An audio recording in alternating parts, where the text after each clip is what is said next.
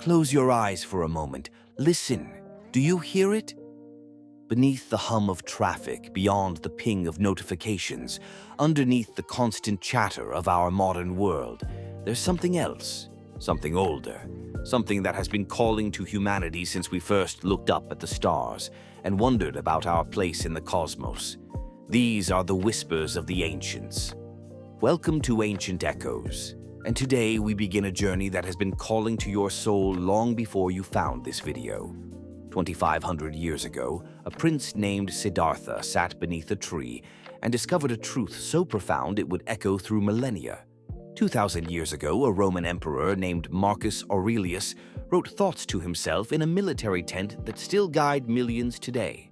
Centuries ago, Sufi mystics danced their way to divine ecstasy, and Taoist sages found the entire universe in a single dewdrop. They weren't superhuman.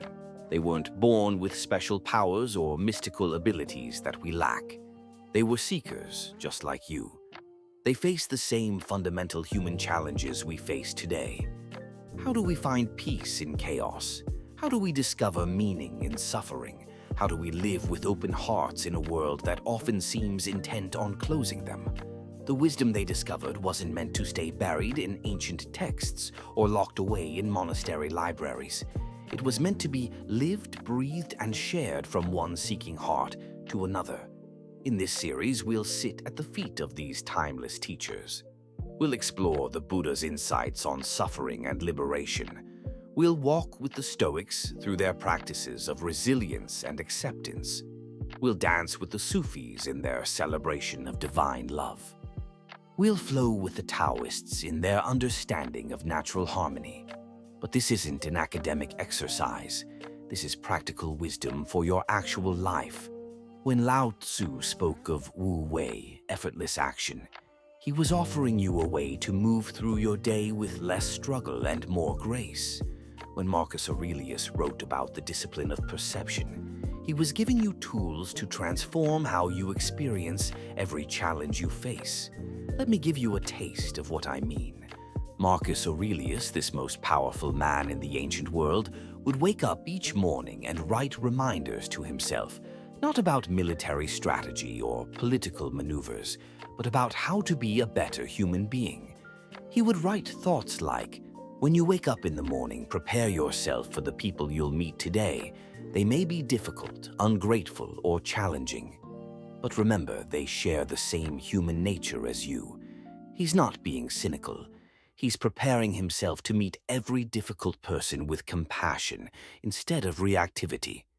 He's training his mind to see the humanity in everyone, even those who frustrate him. Imagine starting your day with that kind of mental preparation. Imagine how different your commute, your work meetings, and your family dinners might feel if you approached them with this ancient emperor's wisdom. This is what the ancients offer us, not escape from our lives, but transformation within them. Not answers to intellectual questions, but practices that change how we experience being human. The ancients whisper to us still, in the space between your thoughts, in the pause between your breaths, in those moments when you feel connected to something larger than yourself. There they are. These voices of wisdom, reminding you of who you really are beneath all the noise. The Buddha discovered that our suffering doesn't come from our circumstances, but from our resistance to our circumstances. The Stoics learned that we can't control what happens to us, but we can absolutely control how we respond. The Sufis taught that love is not an emotion, but a way of being in the world. And here's the secret they all discovered across cultures, across centuries, across completely different ways of understanding the world. You are not broken and in need of fixing. You are not lacking something essential that others possess. You are a conscious being, capable of profound peace, connected to an unbroken lineage of seekers who have walked this path before you. Their whispers are meant for you. Every time you choose patience over reactivity, presence over distraction, love over fear, you join this ancient conversation.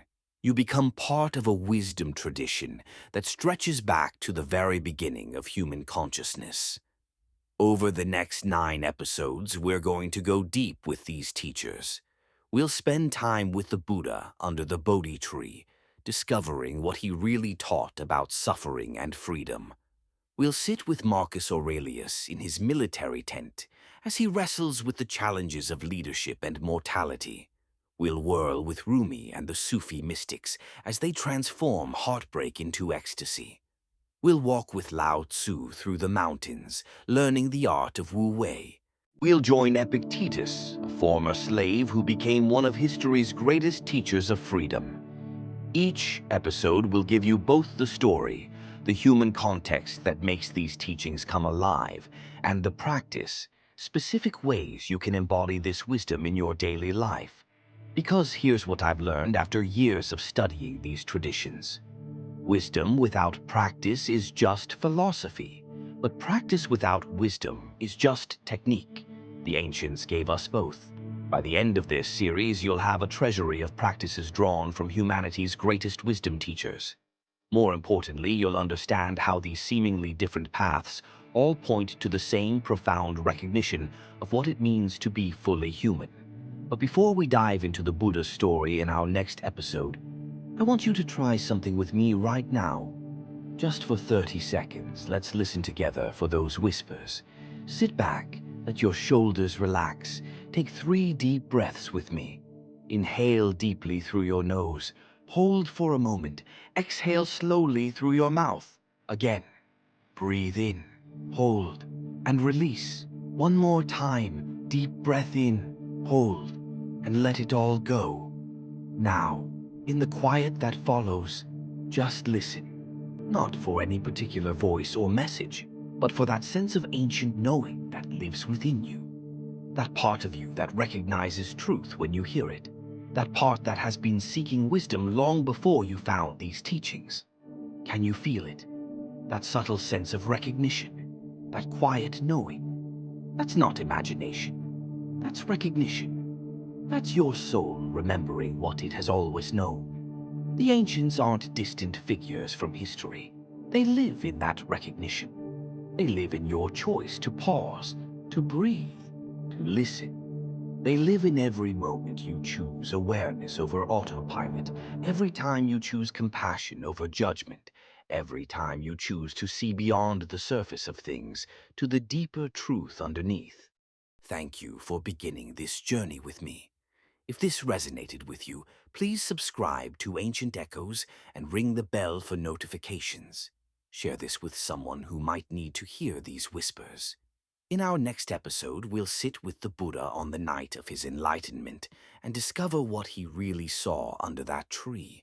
We'll explore the Four Noble Truths, not as religious doctrine, but as observations about your experience that can transform how you relate to suffering.